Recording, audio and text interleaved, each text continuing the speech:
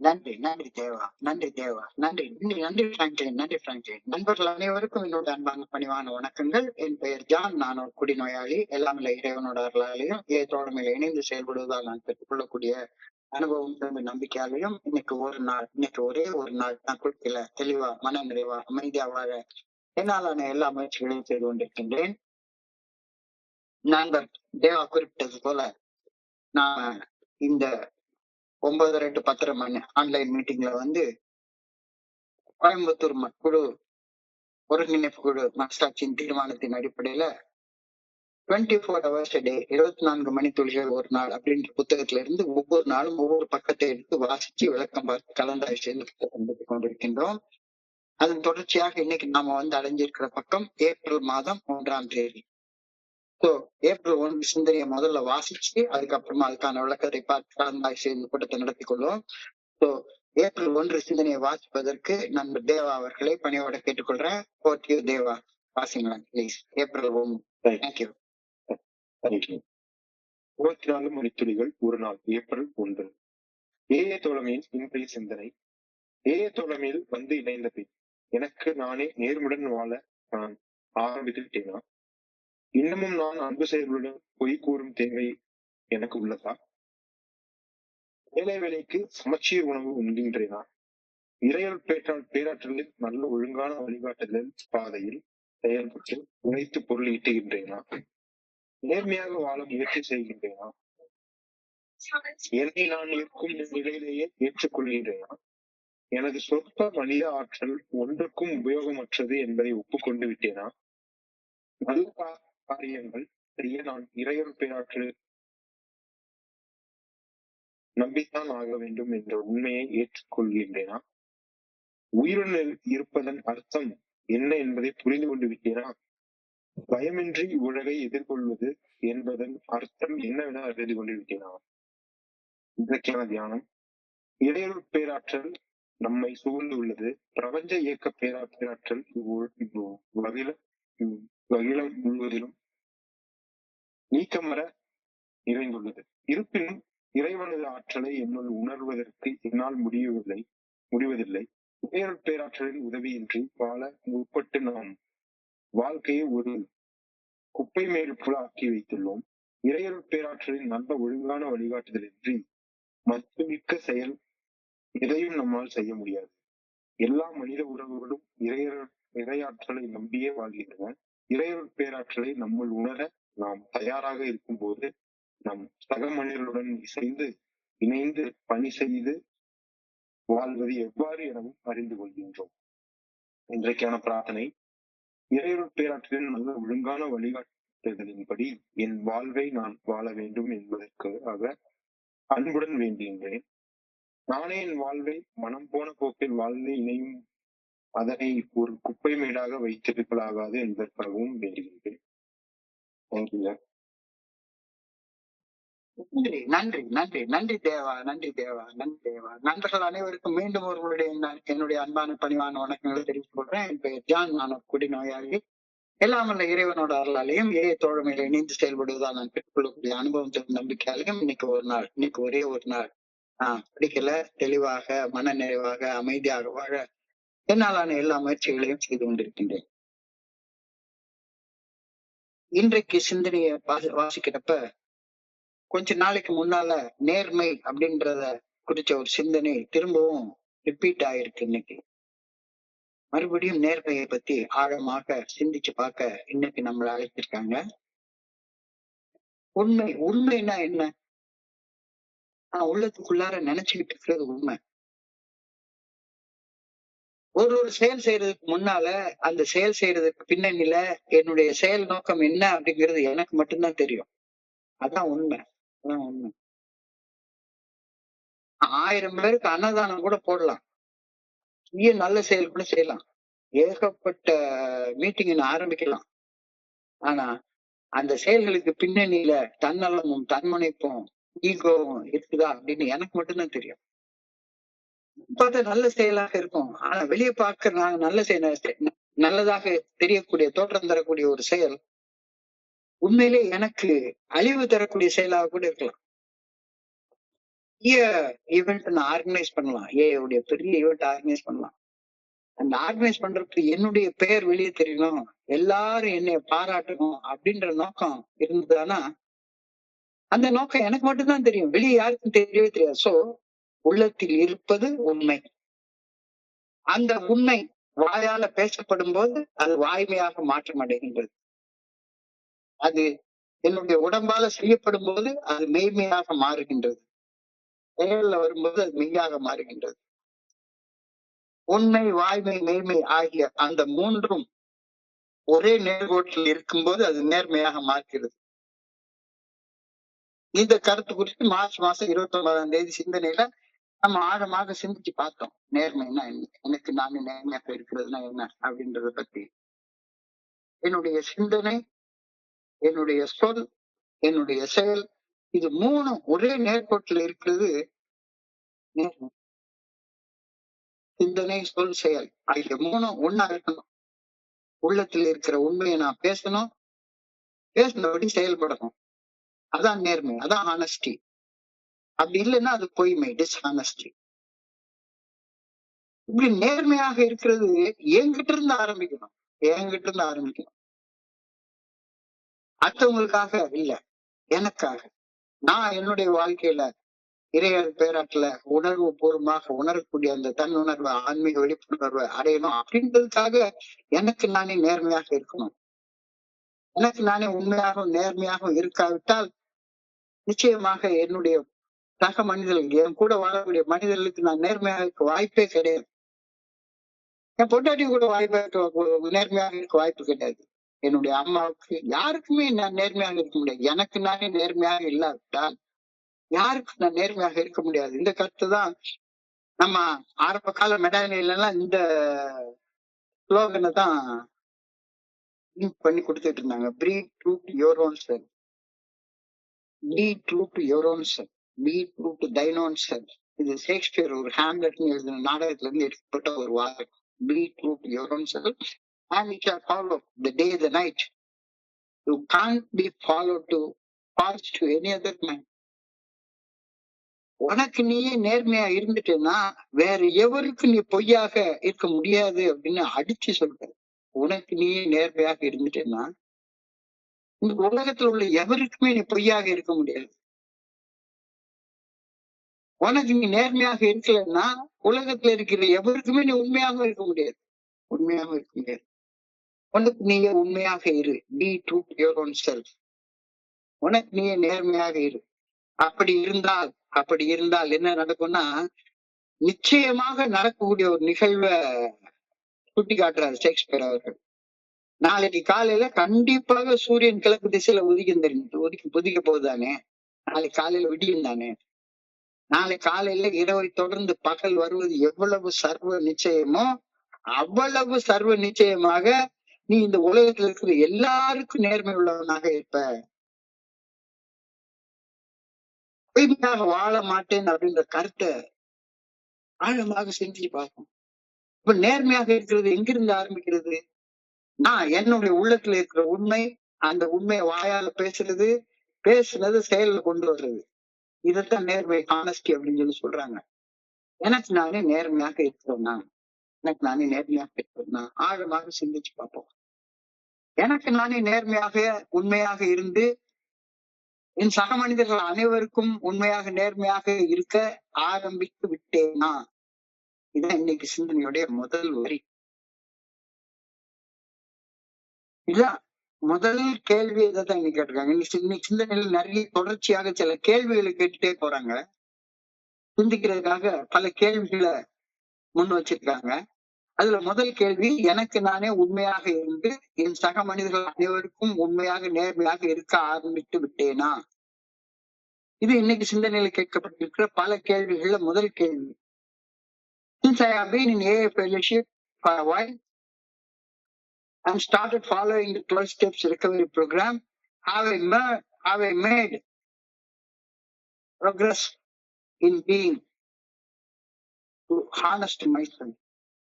AA தோல்மையில இணைந்து ஏஏ தோல்மை 12 படிகள் அடங்கிய மீட்படை செயல் திட்டத்தை வாழ்க்கையாக வாழ ஆரம்பித்ததுக்கு அப்புறமாக எனக்கு நானே உண்மையாகவும் நேர்மையாகவும் வாழ ஆரம்பித்து விட்டேனா? உள்ளத்துல உண்மைய உள்ளது உள்ளபடி அப்படியே பேசுறேனா? சொன்ன வார்த்தையின்படி சொன்ன சொல்ல காப்பாத்துறேனா? கொடுத்த வாக்கு காப்பாத்துறேனா? சொன்ன உண்மையின்படி பேசின உண்மையின்படி நான் செயல்படுகின்றேனா? நேர்மையாக வாழ ஆரம்பித்து விட்டேனா? Have I started living honest to myself? எனக்கு நானே உண்மையாக எனக்கு நானே நேர்மையாக வாழ ஆரம்பித்து விட்டேனா?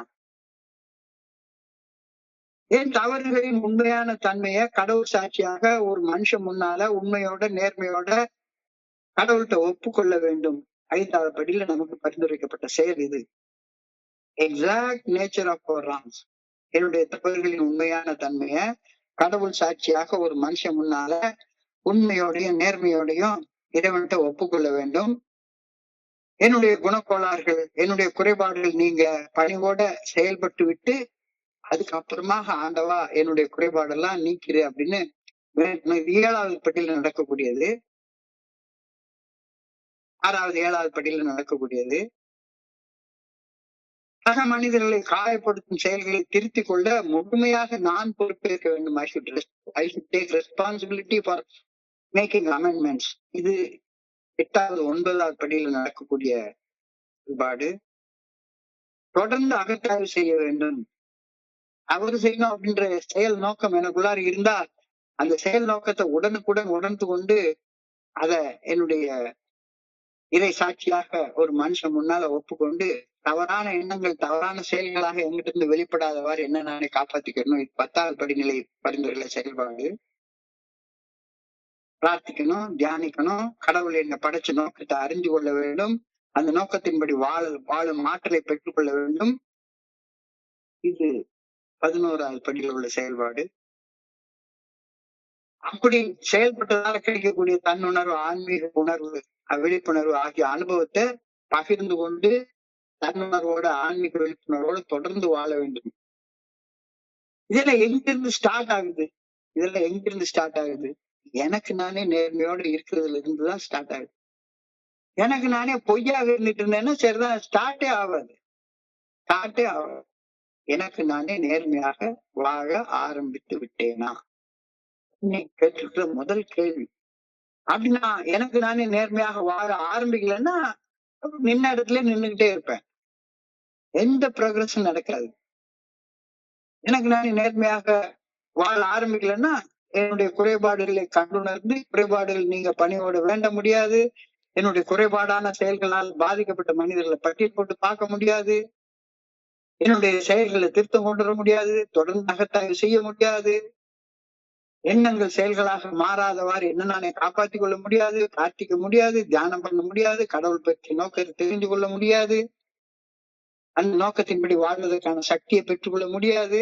இதையெல்லாம் பெற்றுக்கொள்ளலன்னா ஆன்மீக விழிப்புணர்வு, தன்னுணர்வு அது கிடைக்காது.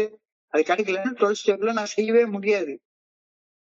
தெளிவாக எங்கிருந்து ஆரம்பிக்குது, வேர் இட் ஆல் ஸ்டார்ட்ஸ் அப்படின்றத அழகா சொல்லியிருக்காங்க. சோ இந்த வாழ்க்கைய வாழ்றதுக்கு தோழமை பரிந்துரைக்கக்கூடிய இந்த 12 படிகள் அடங்கிய செயல் திட்டத்தை வாழ்க்கையாக வாழ்றது எனக்கு நானே நேர்மையாக வாழ ஆரம்பிக்கிறதுல இருந்து தான் ஸ்டார்ட் ஆகுது. அந்த வாழ்க்கையை நான் ஆரம்பிச்சு விட்டேனா? அந்த ஆரம்பம் எங்க இருந்து ஆரம்பிக்க முடியும்? அடுத்தவங்ககிட்ட இருந்து ஆரம்பிக்க முடியும். எனக்கு என்னுடைய ஸ்பான்சருக்கு நானே உண்மையாக இருக்கிறதுல எல்லாம் ஒண்ணுமே கிடையாது. அவருக்கு உண்மையா இருக்குன்னா பொய்யா இருக்குன்னா ஸ்பான்சர் கூட தெரியவே தெரியாது. Start with yourself. Start with yourself. ஒன்னிலிருந்து ஆரம்பி. உன்னுடைய உள் உணர்வுகள் குறித்து உண்மையாக இரு. எனக்குள்ளார இப்ப பயம் இருக்குன்னா பயம் இருக்கு. பயத்தை வச்சுட்டு துணிச்சல்கார மாதிரி சும்மா அப்படியே வேஷம் போடாது, நடிக்காது. பயம் இருக்குன்னா கோபம் இருக்குன்னா கோபம் இருக்கு, வெறுப்பு இருக்கு, மனக்கசப்பு இருக்கு, எரிச்சல் இருக்கு, பகைமை இருக்கு, பொறாமை இருக்கு, சந்தேகம் இருக்கு, தங்காத காமம் இருக்கு, சோம்பேறித்தனம் இருக்கு, ஆணவம் இருக்கு, கழிவிறக்கம் இருக்கு. உனக்கு நீ உண்மையாக இருந்து இந்த உணர்வுகள் எனக்குள்ளார இருக்கின்றத ஒப்புக்கொள். அந்த உணர்வுகளை உள்ள வச்சுக்கிட்டு வெளியே வேற ஒண்ணு போட்டு நடிக்க ஆரம்பிக்காத. வெளியே வேற ஒண்ணு வச்சு நடிக்க ஆரம்பிக்காத. Be honest about your feelings, your intentions, your flaws. Forgive yourself by accepting them. என்ன நானே மன்னிச்சுக்கிறேன், என்ன நான் குறைபாடுள்ள மனுஷன் அப்படின்னு ஒத்துக்கொள்றது, என்ன நானே மன்னிச்சுக்கிறது, அவ்வளவுதான். அவ்வளவுதான். Start with yourself. Start from yourself. என்னுடைய உணர்வுகள், என்னுடைய செயல்களுக்கு பின்னணியில் இருக்கக்கூடிய செயல் நோக்கங்கள், என்னுடைய மனித குறைபாடுகள் குறித்து நேர்மையாக இருந்து அவர்கிட்ட ஏற்றுக்கொள்ளும் போது என்ன நானே மன்னிச்சு கொள்றேன் அப்படின்ற கருத்தை அழகா சொல்றாங்க. ரொம்ப அழகா சொல்றாங்க. அப்ப எனக்கு நானே உண்மையாக இருக்கும்போது, எனக்கு நானே நேர்மையாக இருக்கும்போது, align your actions with words. உன்னுடைய சொல்லும் செயலும் ஒரு நேர்கோட்டு இருக்கட்டும். உள்ளொன்று வைத்து புறமொன்று பேசுது என்று அது நய வஞ்சகம். வஞ்சகம் வேண்டாம். சொல்லும் செயலும் ஒரே நேர்கோட்டு இருக்கட்டும். என்ன சிந்திக்கிறியோ அதை பேசு, என்ன பேசுறியோ அதை செய். Align action with words. உண்மையை சொல், சொன்னதை செய், வேறொன்றும் தேவையில்லை. உள்ளதை சொல்வேன், சொன்னதை செய்வேன், வேறொன்றும் தெரியாது. உள்ளத்தில் இருப்பதை வார்த்தையில் மறைக்கும் உட்கபடம் கிடையாது. ரொம்ப அழகான ஒரு சினிமா பாட்டு ஒண்ணு உண்டு. உள்ளதை சொல்வேன், சொன்னதை செய்வேன், வேறொன்றும் தெரியாது. உள்ளத்தில் இருப்பதை வார்த்தையில் மறைக்கும் உட்கபடம் கிடையாது. அப்படி இருக்கிற நேரத்துல டேக் ரெஸ்பான்சிபிலிட்டி. Take responsibility. எனக்கு ரியாக்ட் பண்ணிட்டே இருக்காத. உனக்கு நீ உண்மையாக இருந்தா ரியாக்ட் பண்ண மாட்ட. You will be responsible. Take responsibility. பொறுப்பேற்றுக்கொள். ரெஸ்பான்சிபிலிட்டி ஸ்டேட்மெண்ட் அப்படின்றது ரொம்ப அழகாக ஏரியில கொடுத்துருக்காங்க. எப்போதாவது எங்காவது யாராவது உதவி வேண்டி கரங்கள் நீட்டினால் அங்கே தோழமையின் உதவி கரங்கள் இருக்க வேண்டும். அதற்கு நான் பொறுப்பேற்க வேண்டும். அதற்கு நான் பொறுப்பேற்க வேண்டும். பொறுப்பு என்கிட்ட எடுத்துக்கணும். ஆனா நான் எப்படி செயல்படுறேன்? எப்போதாவது யாராவது எங்காவது உதவி வேண்டி கரங்களை நீட்டினால் அங்க ஒரு லெக்சர் கொடுக்க ஜான் கூப்பிடணும், அதுக்கு பொறுப்பெடுத்துக்கணும் அப்படின்னு என் மண்டைக்குள்ளார ஒரு கிறுக்குத்தனமான எண்ணம் ஓடிட்டு இருக்கு. கிறுக்குத்தனமான எண்ணம் ஓடிட்டு இருக்கு. நான் பொறுப்பெடுத்து செய்யணும், நான் பொறுப்பெடுத்துக்கணும். I should be responsible. The ability to respond to situations is responsibility. பதில் வினையாற்றக்கூடிய திறமைதான் பொறுப்பு. பதில் வினையாற்றக்கூடிய திறமைதான் பொறுப்பு. The ability to respond. Take responsibility. உனக்கு நீ உண்மையாக இருக்கிறதுனால உனக்கு கிடைக்கக்கூடிய ரெஸ்பான்சிபிளா இருக்கிறது. உனக்கு நீ உண்மையாக இருந்தா கம்யூனிகேட் ஓப்பன்லி. திறந்த மனதோட பகிர்ந்து கொள். திறந்த மனதோட பகிர்ந்து கொள். சும்மா உள்ளுக்குள்ளார ஒன்ன வச்சுக்கிட்டு வெளியே ஒன்ன வச்சு பேசவே பேசாத. யாராச்சும் என்னைய பாராட்டுவாங்க அல்லது நான் பேசுறதை கண்டு முகம் சொல்லிப்பாங்க அப்படின்றதுக்காக கூட்டியோ குறைத்தியோ உண்மைக்கு ஒரு பொய் வேஷம் போட்டு பேசாது. அப்படி இருந்தா வேலைக்கு ஆகாது. Communicate openly. திறந்த மனதோடு பகிர்ந்து கொள். இதுல அழகா சொல்றாங்க, உன்னுடைய நீங்க உண்மையாக இருக்கக்கூடிய தன்மையை வளர்த்து கொள்ளணும்னா பிராக்டிஸ் செல்ஃப் ரிஃப்ளெக்ஷன் அப்படின்ற ஒரு கருத்தை சொல்றாங்க. Practice self reflection. எப்படி இந்த எனக்கு நானே உண்மையாக இருக்கிறது, எப்படி அந்த பண்பை எனக்குள்ளார கொண்டு வர்றது அப்படின்னு பாக்குறப்ப பிராக்டிஸ் செல்ஃப் ரிஃப்ளெக்ஷன் அப்படின்னு சொல்லுவாங்க. டெய்லி ராத்திரி படுக்க போறப்ப இன்னைக்கு காலையில இருந்து இன்னைக்கு சாயங்காலம் வரைக்கும் என்ன எந்த மாதிரியான சிந்தனைகள் கடந்து போச்சு, என்னென்ன மாதிரி பேச்சுக்கள் நான் பேசினேன், என்னென்ன செயல்கள் செஞ்சேன் அப்படின்றத யோசிச்சு பார்த்து குறிப்பெழுதுற பழக்கத்தை வச்சுக்கோ. எனக்கு இப்பவுமே என்கிட்ட நிறைய 1996 இருந்து இப்ப இன்னைக்கு தேதி வரைக்கும் இப்ப கூட இன்னைக்கு நான் என்ன பேசிட்டு இருக்கேன் அப்படின்றதுக்கான டைரி என்கிட்ட இருக்குது. தினசரி டைரி எழுதக்கூடிய பழக்கத்தை உருவாக்கிக்கோ. சரி, அந்த பழக்கம் இல்ல, டைரி எல்லாம் எழுதுறது எப்படி முடியும் அப்படின்னு சொல்லி பார்த்தா தினசரி ராத்திரி படுக்க போறதுக்கு முன்னால ஒரு 5 நிமிஷம் அன்றைய நாளை கூர்ந்தாய்வு செய்து பாரு. கூர்ந்தாய்வு செய்யக்கூடிய பழக்கத்தை உண்டாக்கி கொள்ளு. Practice self reflection. செல்ஃப் ரிஃப்ளெக்ஷனை நீ பிராக்டிஸ் பண்ண உனக்கு நீயே உண்மையாக இருக்கிறது, உனக்கு நீயே நேர்மையாக இருக்கிறது உன்னுடைய பழக்கமாக மாறும். Be direct. Use clear and straightforward language. நான் ரொம்ப கஷ்டப்பட்டு வளர்த்துக்கிட்ட ஒண்ணு எங்கேயும் யோசிச்சு எல்லாம் பேசுறதே கிடையாது. என்கிட்ட கேள்வி கேட்டாங்கன்னா என் மனசுல என்ன தோணுதோ அத பளிச்சுன்னு பேசக்கூடிய. Be direct, be forthright.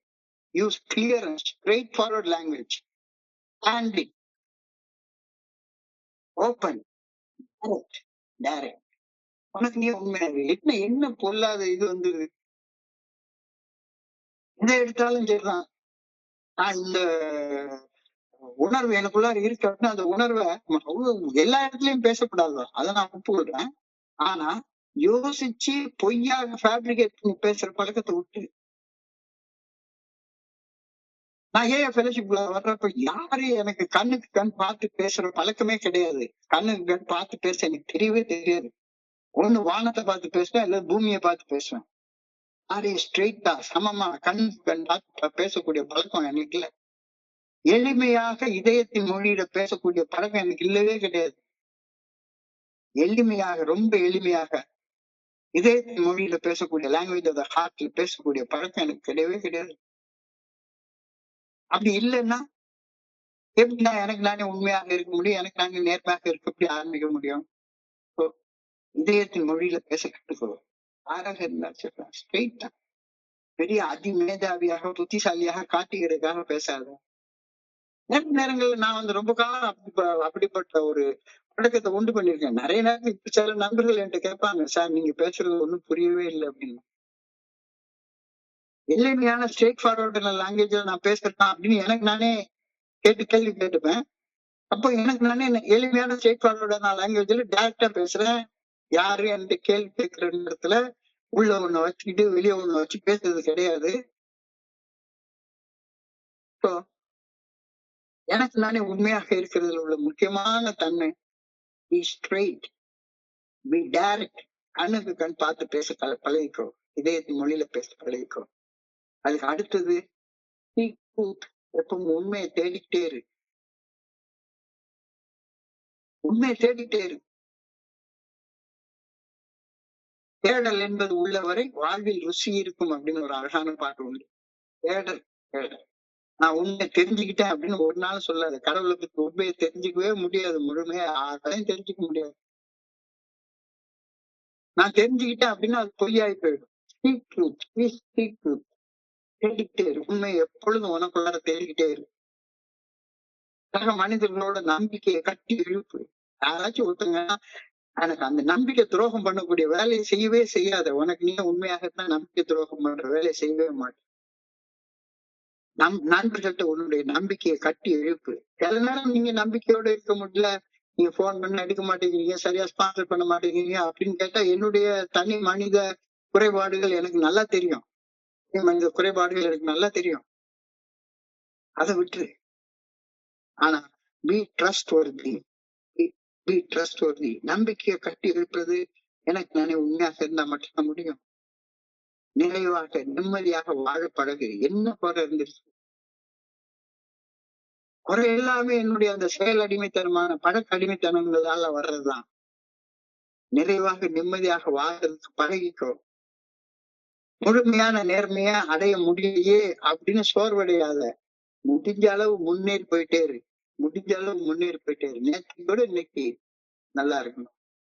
உலகத்துல எவர் கூடயும் போட்டி போடவே போடாத, எவர் கூடயும் போட்டி போடாத. ஆனா ஒன்னு கூட போட்டி போட்டுட்டே இரு. நான் நேற்றுக்கு வாழ்ந்த வாழ்க்கையை விட இன்னைக்கு மேம்பட்ட ஒரு வாழ்க்கையை வாழணும் அப்படின்னு உன்னுடைய போட்டி உன்னோட மட்டுமே இருக்கட்டும். எவன் கூடயும் போட்டி போட வேண்டிய அவசியமே கிடையாது. நான் நேற்றைய விட இன்னைக்கு முன்னேறி இருக்கேன்னா இதே ஃபெலோஷிப்லயும் சரிதான். அவங்களோட நான் ரொம்ப சிறப்பா நான் பண்றேன், அதெல்லாம் வேண்டவே வேண்டாம். நேற்றுக்கு விட இன்னைக்கு நான் சந்தோஷமா வாழ்ந்துக்கிறேன்னா, கூட கொஞ்சம் சந்தோஷமா, கூட கொஞ்சம் நிம்மதியா நிறைவா வாழ்ந்துக்கிறேன்னா, முழுமையான நேர்மையை அடைய முடியவில்லையே என்று சோர்வடையாது. முடிந்த அளவு முன்னேறு. இதை எனக்கு நானே என்னோட குருஜி சொல்லி கொடுத்ததை நான் இப்போ வரைக்கும் ஃபாலோ பண்ணிட்டே இருக்கேன். Do I no longer have to lie down to my loved men? Do I no longer have to lie to my loved ones? நான் அன்பு செய்யக்கூடிய, என்ன அன்பு செய்யக்கூடிய மனிதர்கள்ட்ட இன்னமும் பொய் பேண்டு பேச வேண்டிய அவசியம் இருக்கா? ஒரு காலத்துல என் மனைவி என்கிட்ட வந்து உங்க சம்பளம் என்னன்னு கேட்டா, டைரக்டா ஸ்ட்ரெயிட்டா என்னால என் சம்பளம் இவ்வளவு அப்படின்னு சொன்னதே கிடையாது. சம்பள பணம் வாங்கின உடனே அந்த காலத்துல எல்லாம் கேஷா தான் சம்பளம் கொடுப்பாங்க. 29 வருஷங்களுக்கு முன்னால் நான் குடிக்கிற காலத்துல கேஷா தான் சம்பளம் கொடுப்பாங்க.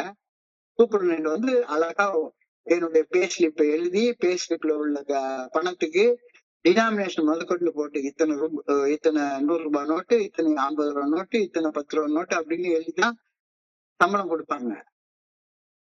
சம்பளம் கொடுத்த உடனே நான் செய்யக்கூடிய முதல் வேலை என்னன்னா பே ஸ்லிப் கிழிச்சு குப்பை தொட்டில போட்டுறது. டாக்குமெண்ட் பண்ணி வச்சுக்கிறதே கிடையாது. பே ஸ்லிப் எடுத்து முதல்ல. ஏன்னா உடனே சம்பள பணம் என்னன்னு வீட்டுக்கு தெரிஞ்சு போயிடும். தெரிஞ்சுட்டா நான் பிடிக்கிற பணம் எடுக்க முடியாது. அந்த பணத்தை 10 பங்கா பிரிச்சு, ஒரு பங்கு இந்த பாக்கெட்ல, ஒரு பங்கு அந்த பாக்கெட்ல, ஒரு பங்கு சாக்ஸுக்குள்ளார, ஒரு பங்கு ஜட்டிக்குள்ளார ஒளிச்சு ஒளிச்சு மறைச்சு எங்க ஒளிச்சு வச்சவனு கூட எனக்கு தெரியாது. அந்த அளவுக்கு குடிச்ச பேர் மறந்து போயிடும். இப்பவும் அதே நிலைமையில நீ வாழ்ந்து கொண்டிருக்கியா? Do I no longer have to lie to my loved ones? என்னை அன்பு செய்வோரிடம் இன்னமும் பொய் பேச வேண்டிய அவசியம் உனக்கு இருக்கா? யோசிச்சு பாரு. ஒரு காலத்துல ஏஐக்கு வந்து ஆரம்ப காலத்துல கூட என்னுடைய மனைவிக்கு சினிமா போறதுலாம் பிடிக்கவே பிடிக்காது. அவங்க சினிமா பார்க்க மாட்டாங்க. சினிமா பார்க்கறது என்னமோ பாவம்னா அவங்க அவங்க மனசுக்குள்ள நினைச்சுக்காங்க. ஆனா நான் வந்து ஒரு சினிமா டைரக்டரா மாறணும்னு ஆசைப்பட்ட ஒரு ஆளு. இந்த பாலா பணம் குடியால எனக்கு அந்த சினிமா துறையில ஒண்ணும் பண்ண முடியல. நான் என் துறையில வேலை பார்த்தேன். ஏதோ ஒரு வகையில அதுலயும் நல்ல பெரிய லெவலுக்கு வந்தேன். நல்ல வகையா இருந்தது. ஆனா எனக்கு அந்த சினிமா பார்க்கணுன்ற ஆசை இருக்கும். அப்ப வந்து சினிமா பாக்கணும்னா எங்க வெளியே போறீங்க அப்படின்னு சொல்லி கேட்டா இம்மிடியேட்டா சொல்றேன். ஒரு ஃப்ரெண்ட் வந்திருக்கான், ஃப்ரெண்ட ரிசீவ் பண்ண போறேன், பார்க்க போறேன். இல்ல ஏஎம் மீட்டிங் போறேன்னு சொல்லிட்டு சினிமா போயிருக்கேன் நிறைய நேரங்கள்ல. நிறைய நேரங்கள்ல. இப்பவும் அதே மாதிரி பொய் சொல்லுவியா? இப்பவும் உன் பாக்கெட்ல எவ்வளவு பணம் இருக்குன்னு கேட்டேன்னா பொய் சொல்லிட்டு இருக்கேனா? இன்னமும் பொய் சொல்லிட்டு இருக்கேனா? யோசிச்சு பாரு. வீட்டுல அழகா சொல்றாங்க ஒரு டாக்டர் வந்து நீ இந்த சாப்பாடு தான் சாப்பிடணும். இன்னொரு டயபெட்டிக் உனக்கு ஒரு டயட்டீஷியனை வச்சு ஒரு டயட் எழுதி கொடுத்துருக்குது. அந்த டயட்டை தான் நீ சாப்பிடணும் அப்படின்னு சொல்லி சொல்றாங்க. எனக்கு நானே உண்மையாக இருந்து அந்த உணவை சாப்பிட்டுட்டு இருக்கிறேன்னா யாருக்கும் தெரியாம போய் 2 வாழைக்காய் பஜ்ஜி, பக்கத்துல ஒரு கும்பகோணம் ஃபில்டர் காஃபி, இது குடிக்கிற ஆசை இன்னும் போயிட்டே இருக்கா? சமசீர் உணவு உட்கொள்கின்றேன்னா அந்த உணவு உட்கொள்வதற்கு தேவைப்படக்கூடிய பணத்தை பொய் சொல்லாம உழைச்சு சம்பாதிக்கிறேன்னா உன்னை உனக்கு நீயே பதில் சொல்லிக்கோ. யாருக்கும் சொல்ல வேண்டாம், உனக்கு நீயே பதில் சொல்லிக்கோ. உணவிற்கு ஒழுங்கான உணவு சாப்பிடுறியா? இந்த கேள்வி எல்லாம் அழகா காயின் பண்ணி கேட்டிருக்காங்க நம்ம கிட்ட. யோசிச்சு பாரு, யோசிச்சு பாரு. நீ சாப்பிடுற உணவு எப்படிப்பட்ட உணவாக இருக்கிறது? யாருக்கும் தெரியாம போய் மட்டன் பிரியாணி, சிக்கன் 65 சாப்பிட்டுட்டு என்ன சாப்பிட்டேன்னு சொல்லி கேட்டா சொல்றேன், மருந்து இட்லி சாப்பிட்டேன் அப்படின்னு போய் சொல்றது. அந்த சாப்பாட்டுக்கான பணத்தை தனியாக எடுத்து பாக்கெட்டுக்குள்ளார வச்சுக்கிறது. நான் இன்னொருத்தர் காசுக்கு போட்டு என்னை அனிவர்சரிக்கு கூட்டிட்டு போறாங்கன்னு போய் சொல்றது. இங்க மீட்டர் வெட்டிக்கு 10,000 ரூபாய் கடனை வாங்கிட்டு ஒரு அந்த வட்டி பணத்தை கொடுக்க முடியாம இங்க மூச்சு திணறி உட்கார்றது. வெளியே தெரியாம சீட்டு விளையாடுறது. சீட்டு விளையாடுல உள்ள பயங்கரமா தோல்வியை சந்திச்சுட்டு ஐயோ ஐயோ ஐயோ உனக்கு நீயே உண்மையாக இருக்க ஆரம்பிக்காததாலதான் இவ்வளவு விளைவுகள் உண்டாகிறது. Am I trying to be honest? நேர்மையாக வாழ முயற்சி பண்றேன்னா, நேர்மையாக வாழ முயற்சி பண்றேன்னா, ரொம்ப ஒரு பெரிய கேள்வி. ரொம்ப ஒரு பெரிய கேள்வி. உனக்கு நீயே கேட்டு பார்த்துக்கோ. என்னுடைய உடல் மன ஆற்றல் மிக மிக சொற்பமானது. என்னுடைய உடம்புக்கு என்ன சக்தி இருக்கு? அதுலயும் இப்ப வயசானதுக்கு அப்புறம் சக்தி எல்லாம் ரொம்ப குறைஞ்சு போச்சுது. ரொம்ப குறைஞ்சு போச்சுது. மனசுக்கும் சொற்ப ஆற்றல் தான் எல்லாருக்குமே. நீங்க ஆனானப்பட்ட ஆல்ஃபிரட் ஐன்ஸ்டீனை கூட பாத்தீங்கன்னா அவருக்கு வயிற்று வலிச்சா என்ன மருந்து சாப்பிடணும்னு அவருக்கு தெரியாது. கொஞ்சோண்டு ஆற்றல் தான். எல்லா மனுஷனுக்கும் கொஞ்சோண்டு ஆற்றல் தான் உண்டு. என்னுடைய உடல் மன ஆற்றல் மிக மிக சொற்பமானது. I know good to myself.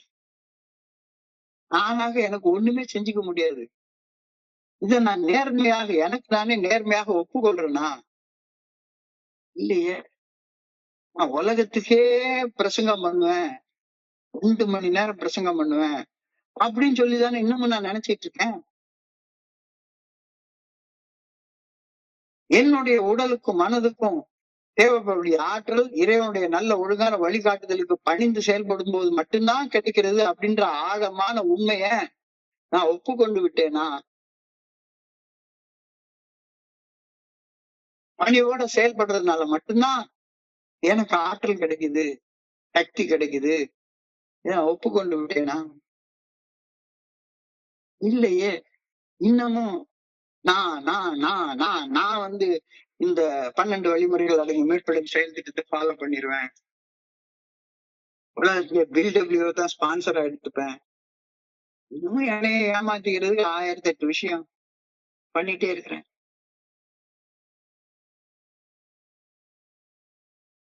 Am I beginning to know what it means to be alive? உயிரோட இருக்கிறதுன்னா என்னன்னு எனக்கு புரியுதா? எவ்வளவு முக்கியமான விஷயம், எவ்வளவு முக்கியமான விஷயம். நான் உயிரோட இருக்கிறது என்ன அப்படின்னாச்சும் எனக்கு தெரிஞ்சுக்கிட்டேனா? உயிர்னு ஒண்ணு எனக்குள்ளார இருக்கிறதுதான் மிகப்பெரிய உண்மை, மிகப்பெரிய உண்மை. அந்த உண்மையனாச்சும் நான் தெரிஞ்சுக்கிட்டேனா? Am I beginning to find out what it means to be alive? உயிருடன் இருத்தல், உயிராற்றலுடன் செயல்படுதல் என்றால் என்னவென்று இன்னைக்கு அறிஞ்சுக்கிட்டாச்சு இருக்கனா? உயிரோடு இருக்கிறத உணர்ந்து கொள்வதுதானே ஆன்மீக விழிப்புணர்வு. எனக்குள்ளார உயிராக, ஆன்மாவாக ஆண்டவன் இருக்கிறார் அப்படின்ற அந்த உணர்வை உணர்ந்து கொள்றது தானே ஆன்மீக விழிப்புணர்வு. அதுதானே தன்னுணர்வு. நேற்றுக்கு ஒரே பாட்டு சொன்னேன், என்ன வேணா நடக்கட்டும் நான் சந்தோஷமா இருப்பேன், எனக்குள்ளார உயிராக ஆண்டவன் இருக்கான், வேற என்ன எனக்கு வேணும்? நிறைவா, நிம்மதியா, சந்தோஷமா, உல்லாசமா நான் இருப்பேன். இது வந்து சாதாரண குத்துப்பாட்டுல உள்ள மீனிங்க.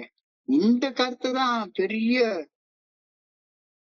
வேதங்கள்லயும் சொல்லியிருக்காங்க. அண்டத்தில் உள்ளதே பிண்டத்தில் உள்ளது, பிண்டத்தில் உள்ளதே அண்டத்தில் உள்ளது, அண்டமும் பிண்டமும் ஒன்றே அறிந்துதான் பார்க்கும் பொழுது. இந்த பெரிய பிரம்மாண்டமான பேரண்டத்தை எந்த ஆற்றல் இயக்குதோ அதே ஆற்றல் தான் எனக்குள்ளார ஆர்வமாக உள்ள இருந்து என்னை இயக்குகின்றது. உயிரோட இருக்குதுன்னா என்னன்னாச்சும் உனக்கு தெரியுதாடா அப்படின்னு சொல்லி ஒரு கேள்விய மூஞ்சிக்கு நேரம் கேக்குறாரு. உயிரோட இருக்கிறதுன்னா என்னன்னாச்சும் உனக்கு தெரியுதா? இது எவ்வளவு முக்கியமானதுனால தெரியுதா? Am I beginning to find out what it means to be alive? What it means to be alive? Am I facing the world honestly without fear? Am I facing the world honestly without fear? எனக்கு நானே நேர்மையாக இருந்தா எனக்குள்ளார பயமே இருக்காது. எனக்குள்ளார இருந்து என்னை இயக்கி கொண்டிருக்கக்கூடிய இறைவனுடைய நல்ல ஒழுங்கான வழிகாட்டுதல் மனசாட்சியின் மூலமாக வெளிப்படுத்தப்படுகிறது. அதுக்கு பணிஞ்சு நடந்தா எனக்கு பயமே இருக்காது. நான் உயிரோட இருக்கேன்னா என்னன்னு எனக்கு தெரிய மாட்டேங்குது. எனக்குள்ளார உயிராக இந்த பிரபஞ்சத்தை இயக்கக்கூடிய பிரபஞ்ச சக்தி இருக்குது அப்படின்றது தெரிய மாட்டேங்குது. ஆனா எப்ப பார்த்தாலும் பயந்துட்டே இருக்க. யோ, இவ்வளவு பெரிய பிரபஞ்சத்தை இயக்கக்கூடிய அந்த மிகப்பெரிய சக்தியே, ஆற்றலே, இறையர் பேராற்றலே உனக்குள்ளார இருக்குது, பின்னையானா பயப்படுற அப்படின்னு சொல்லி கேட்டா, ஆனா பயந்துட்டு தான் இருக்கேன், பயந்துட்டு தான் இருக்கேன். அப்ப எனக்கு இன்னும் உயிர்னா என்னன்னு தெரியல அப்படின்னா, இன்னமும் பயம் இல்லாம வாழ தெரியல அப்படின்னு சொன்னா தியானத்துக்குள்ளார போ, தியானத்துக்குள்ளார போ. அழகா சொல்லுவாங்க, தூணிலும் இருப்பார் துரும்பிலும் இருப்பார். அந்த நரசிம்ம அவதார புராணத்துல கதையில சொல்லுவாங்க, அந்த சின்ன பையன்கிட்ட கேட்பாரு அந்த அரசன், நாட்டின் கேட்பான், கடவுள் எங்கேயா இருக்காரு? தூண்லயும் இருக்கிறாரு, துரும்பிலையும் இருக்கிறாரு. இறையர் பேராற்றல் நீக்கமர நிறைந்துள்ளது, நீக்கமர நிறைந்துள்ளது, நீக்கமர நிறைந்துள்ளது. It is omnipotent, it is omnipresent, it is omniscient. சர்வ வல்லமை உள்ளது, நீக்கமர நிறைந்திருக்கிறது. ஒரு சின்ன அணுக்குள்ளாருக்குள்ள இயக்கம் கூட இறைவனுடைய இயக்கம் தான், பிரபஞ்ச இயக்கம் தான் அணுக்குள்ளாரே இருக்குது. எப்படி இந்த பூமி தன்னைத்தானே சுத்தி கொண்டு ட்ரெமெண்டஸ் ஸ்பீட்ல சுத்தி கொண்டு சூரியனை சுத்தி வருது, சூரிய வேற ஏதோ ஒரு மையத்தை சுத்தி வருது, இந்த மில்கி வே கேலக்சியே வேற ஏதோ ஒரு மையத்தை சுத்தி பயங்கரமான ஸ்பீடுல, சாதாரண ஸ்பீடு இல்ல, நம்ம நினைச்சு பார்க்க முடியாத ஸ்பீட்ல சுத்திட்டு இருக்கு. சர்வ வல்லமை உள்ளது, நீக்கமர நிறைந்திருக்கக்கூடிய சக்தி. ஆனா எல்லா இடத்துலயும் அந்த சக்தி இருக்கிறதுனால அது இல்லாத மாதிரியான ஒரு தோற்றம், மாய தோற்றம் இருக்குது. எல்லாமே அதுதான். ஆனா எனக்கு அது வெளியே தெரிய மாட்டேங்குது. அதனால எனக்கு அது இல்லைன்னு தோணுது. அதாவது இந்த பூமி வந்து தன்னைத்தானே சுத்தி கொள்ளக்கூடிய ஸ்பீடு பார்த்தோம்னா, அது 24 மணி நேரத்துல பூமியோட சுற்றளவு அது சுத்தி வந்துருது ஒரு தடவை. அப்ப அந்த டிஸ்டன்ஸ் ஸ்பீடால வகுத்து பார்த்தோம்னா, ஒரு செகண்டுக்கு 1 கிலோமீட்டர் பூமி தன்னைத்தானே சுத்திக்கிற ஸ்பீடு. இந்த பூமி வந்து சூரியனை சுத்தி வர்ற ஸ்பீடை எடுத்து பார்த்தோம்னா, ஒரு செகண்டுக்கு 30 கிலோமீட்டர் ஸ்பீடு. 1 செகண்டுக்கு 30 கிலோமீட்டர் ஸ்பீடு. 1 செகண்டுக்கு 30 கிலோமீட்டர் ஸ்பீடு. அப்போ இந்த சூரியன் வந்து வேற ஏதோ மையத்தை சுத்தி வருது. அந்த ஸ்பீடை உத்தேசமா கணக்கு பண்ணி பார்த்தாங்கன்னா, அது ஒரு செகண்டுக்கு 100 கிலோமீட்டர் ஸ்பீடு. அதெல்லாம் நம்ம கனவுலயும் நினைச்சு பார்க்க முடியாத ஸ்பீட்ல சுத்திட்டு இருக்குது. ஆனா அந்த ஸ்பீடு வந்து நமக்கு தெரியறதே கிடையாது. அப்போ எல்லாத்துலயும் இறைவன் தான் நீக்கமர நிறைந்திருக்கிறாரு. அவருடைய ஆற்றல் தான் எல்லாத்தையும் இயக்குது அப்படின்றப்ப எனக்கு அது ஒண்ணுமில்லாத மாதிரி தோணுது. இறைவன் ஒண்ணுமே இல்ல, நான் தான் எல்லாம். எனக்கு தீமையெல்லாம் என்னுடைய சக மனிதர்கள் தான் கொடுத்தாங்க. என்னுடைய அப்பா கொடுத்தாரு, அம்மா கொடுத்தாங்க, ஆசிரியர் கொடுத்தாங்க, என்னுடைய நண்பன் கொடுத்தான், பொண்டாட்டி கொடுத்தான், பொண்டாட்டியோட அப்பா கொடுத்தாரு. எனக்கு நன்மையை தான் நான் செஞ்சுக்கிட்டேன். இல்ல இல்ல இல்ல எல்லா இடத்திலும் நீக்கமர நிறைந்திருந்து எல்லாவற்றையும் இயக்கக்கூடியது. ஆனா அது இல்லாத மாதிரி எனக்கு தோற்றம் இருக்கு. ஏன்னா அது அனானிமிட்டிக்கு முதல் உதாரணம் இறைவன் தான். எல்லாத்தையும் இயக்குறாரு. ஆனா வெளியே தெரியாம இயக்கிட்டே இருக்கிறார். வெளியே தெரியவே தெரியாது. ஒரு அணுகுள்ளார இயக்கத்தை யார் கண்டுபிடிக்கிறா? இறைவன் இவ்வளவு ஸ்பீடா, பூமி இவ்வளவு ஸ்பீடா சுத்துதுன்ற இயக்கத்தை யார் கண்டுபிடிக்க முடியுது? எல்லாமே பருவ காலங்கள்ல வளருது, இறக்குது, பிறக்குது, பராமரிக்கப்படுகிறது, சாகிறது, மீண்டும் பிறக்குது. இந்த சுழற்சிய புரிஞ்சு கொள்ளவே முடியல. இறையர் பேராற்றல் இல்லை என்றால் நான் யாரு? நான் வெறும் செத்த போனோம். ஆற்றலின்றி செயல்பட்டு என்னுடைய வாழ்க்கையவே நான் குப்பையா ஆக்கி வச்சிருக்கிறேன். குப்பை மேடா ஆக்கி வச்சிருக்கிறேன். குப்பை மேட்டுக்கு உள்ளதான் அந்த நாட்டத்துக்குள்ளாரதான் நான் வாழ்ந்து கொண்டே இருக்கிறேன். இறையர் பேராற்றலுக்கு பணியாமல் மதிப்பு மிக்க எந்த செயலையும் என்னால செய்ய முடியாது. இறையர் பேராற்றலுக்கு பணிந்து செயல்படாமல் மதிப்பு மிக்க எந்த செயலையும் செய்ய முடியாது. மதிப்பில்லாத 1000 செயலை செய்யலாம். மதிப்பு மிக்க எந்த ஒரு செயலையும் செய்யணும்னா அந்த செயலுக்கு பின்னணியில கடவுளுடைய ஆற்றல் இருக்கணும். கடவுளுடைய ஆற்றல் இருக்கணும்னா ஒழுக்கம் இருக்கணும். ஒழுக்கம் விழுப்பம் தரலாம். ஒழுக்கம் உயிரினும் ஓம்பப்படும். There is nothing excellent in this world which can be separate from disciplined living. ஒழுக்கமான வாழ்க்கையை வாழ்வதிலிருந்து பிரித்து எடுக்கக்கூடிய எந்த ஒரு உன்னதமும் இந்த உலகத்திலேயே கிடையாது. இதெல்லாம் நமக்கு புரியவே இல்லை. ஏன் இதெல்லாம் என்கிட்ட சொல்றீங்க அப்படின்னு இன்னைக்கு சிந்தனையில் கொடுத்துருக்காங்க. அதனால சொல்றோம். தோலை மேல ஒழுக்கமான வாழ்க்கை வாழ்றதுக்குலாம் நான் வரல, குடிய விடுறதுக்கு தான் நான் வந்திருக்கேன் அப்படி சொன்னாங்கன்னா, தோலை மேல ஒழுக்கமான வாழ்க்கை வாழ்றதுக்குலாம் நான் வரவே இல்லை. அதையெல்லாம் தூக்கி குப்பையில போடு. நான் என் குப்பை மேட்டிலேயே வாழ்ந்துட்டு போயிடுறேன். ஒழுக்கமான வாழ்றதுக்கு இல்லைன்னா இந்த சிந்தனையை படிக்க வேண்டிய அவசியமே கிடையாது. இறையர் பேராற்றலுக்கு பணியாமல், ஒழுக்கமாக செயல்படாமல் மதிப்பு மிக்க எந்த ஒன்றையும் நான் அடைய முடியவே முடியாது. எல்லா உயிர்களுக்குள்ளாரும் இறையர் பேராற்றல் தான் இருக்குது. அது சாதாரணமான கல்லாக இருந்தாலும் சரிதான், மண் புழுவாக இருந்தாலும் சரிதான், சாதாரண கடல்ல வாழக்கூடிய மூளையே இல்லாத மீனாக இருந்தாலும் சரிதான், அல்லது சாதாரண விலங்கினங்களா இருந்தாலும் சரிதான், மிக உயர்ந்த மனிதர்களாக இருந்தாலும் சரிதான், அது புத்தராக இருந்தாலும் சரிதான், ஜீசஸ் கிரைஸ்டா இருந்தாலும் சரிதான், திருமூலராக இருந்தாலும் சரிதான், எல்லாருக்குள்ளாரையும் ஒரே ஆற்றல் தான் இருக்குது. எல்லா உயிர்களும் அந்த இறையர் பேராட்டிலேயே சார்ந்து இருக்கின்றன. இந்த கருத்து எவ்வளவு தியானத்துல ரொம்ப அழகா எழுதியிருக்கிறார். இது நான் ஒப்புக்கொள்ளணுமா வேண்டாமா? இறைவனுடைய நல்ல ஒழுங்கான வழிகாட்டுதலுக்கு பணிந்து செயல்படுவதா, இறைவன் என்னை ஆள அனுமதிக்கின்றேன். இறையர் பேராற்றலுக்கு அந்த அவருடைய நல்ல ஒழுங்கான வழிகாட்டுதலுக்கு பணிந்து செயல்பட மறுப்பதால் இறைவன் என்னை ஆள்வதற்கு அனுமதி மறுக்கின்றேன். ஆக மொத்தம் சாய்ஸ் உன் கையில தான். பணிவதன் மூலம், பணிந்து செயல்படுவதன் மூலம் ஆற்றல் பெறுகின்றேன். தாந்தோன்றித்தனமாக செயல்படுவதால ஆற்றலை விரயம் செய்கின்றேன். தனி மனிதர்களுக்கு, சக மனிதர்களுக்கு, என்னோட சுத்தி வாழக்கூடிய மனிதர்களுக்கு நான் பணி செய்யணும்னா அதுக்கு ஒரு ஆற்றல் வேணும். அந்த ஆற்றல் பணிவின் மூலமாக, ஒழுக்கத்தின் மூலமாக மட்டும்தான் எனக்கு கிடைக்கும். எனக்கு நானே நேர்மையாக இருக்கிறது மூலமாக மட்டும்தான் எனக்கு கிடைக்கும். வேற எந்த வகையிலும் கிடைக்காது. சோ அதற்காக நான் பிரார்த்திக்கிறேன். I pray that I may let God rule my life. இறைவன் என்னுடைய வாழ்க்கைய ஆளணும் அப்படின்னா இறையர் பேராற்றின் நல்ல ஒழுங்கான வழிகாட்டுதலுக்கு பணிந்து நான் செயல்படணும். அதுக்கான சக்தி எனக்கு வேணும் அப்படின்னு ஆண்டவா உண்மை வேண்டுகின்றேன். I pray that I will never again make a mess of my life through trying to run it by myself. என் தாந்தோண்டித்தனமா சித்தம்போக்கு சிவம்போக்குன்னு வாழ்ந்து என்னுடைய வாழ்க்கை மறுபடியும் ஒரு குப்பை மேடா மாத்தி வச்சுக்க ஐயா விட்டுறாத. ஏற்கனவே குப்பை மேட்ல இருந்து எப்படியோ தப்பிச்சு போயிச்சு வந்துருக்கேன். இங்க வந்து மறுபடியும் இன்னொரு குப்பை மேட்டை கட்டி எழுப்புற வேலையை நான் செய்ய விட்டுறாத என்னைய காப்பாத்துங்க. I pray that I will never again make a mess of my life through trying to run it by myself.